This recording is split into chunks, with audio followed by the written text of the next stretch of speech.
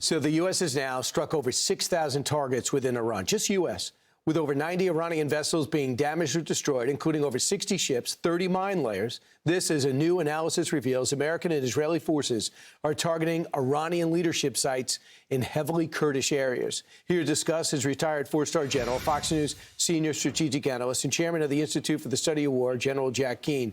General, the campaign just shy of 2 weeks in. How do you characterize it? Well, we're succeeding quite well in terms of achieving our military objectives, and so is the IDF. And here, war is always fundamentally a test of wills, and you can see that being played out right before our eyes. The Iranians are determined to survive. That is their objective. They believe that they can survive, then they eventually will be able to recover and then restart everything that they hold dear to them. Their weapons programs, nuclear, etc., support to the proxies. So that is where they're coming from.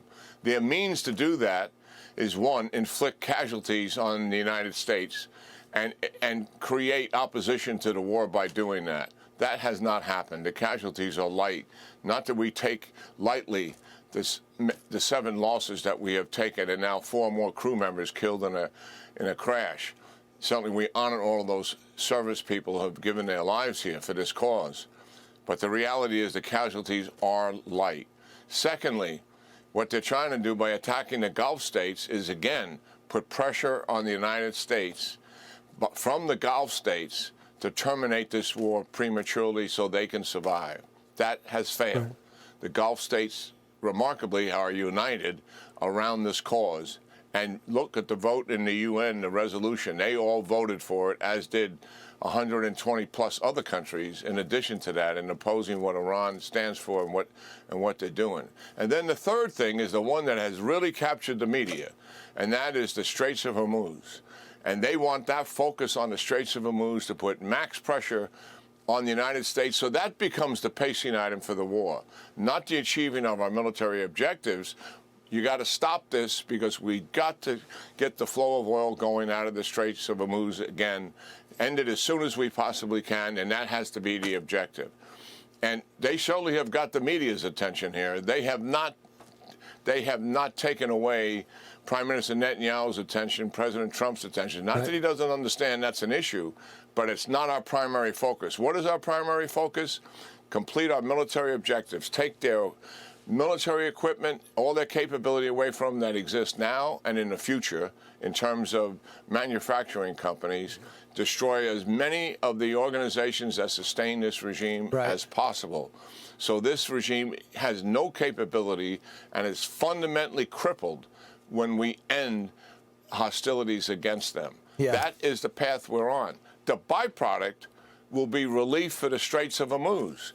If we are able to accomplish our objectives, and your chart indicated we're well on our way to do that, the Straits of Hormuz problem will be resolved as a result of that. Understood. And also, I think it's important to point out the U.S. and Europe is receiving the MIROPS drone interceptors. They're the more affordable way of stopping these drones, so we're not stopping them with the Patriot anymore.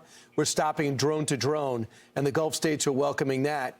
I also asked the president last night in an interview that's going to air later today about what Russia's doing to help. And here's what he said. Do you think Putin is helping them? I think he might be helping them a little bit, yeah, I guess. And he probably thinks we're helping Ukraine, right? And you are, right? Yeah, we're helping them also. And so he says that. And China would say the same thing. You know, it's like, hey, they do it and we do it, in all fairness. They do it and we do it. He says it doesn't seem to bother him. He almost expected it. Yeah, well, certainly. I mean, Russia, China, Iran, and North Korea, those are our main adversaries. That they formed a strategic framework that never existed post-World War II before. I think it's the most significant foreign policy challenge we have facing the United States today. And President Trump is taking on this challenge, and you can see it right before our eyes as it's unfolding in front of us. And certainly Russia is helping them, but they could have done so much more for them, and so could China, and they have chosen not to do that. And I think that is good news. And the reason is I don't think they're certain about what the outcome will be here. And that's the reality of it. Even Hezbollah is not attacking the major Tel Aviv or Jerusalem. They have the means to do it. And they're not doing it. They're doing these symbolic attacks to the north. Not that the people up there are not being threatened, and certainly they're in peril to a certain degree. But it's nowhere near the capability that they have.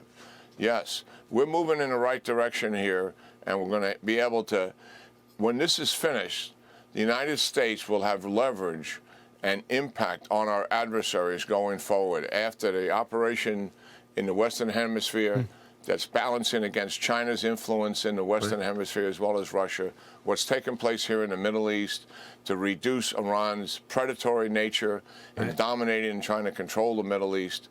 It will impact in terms of Russia in Ukraine and China in the Pacific for sure.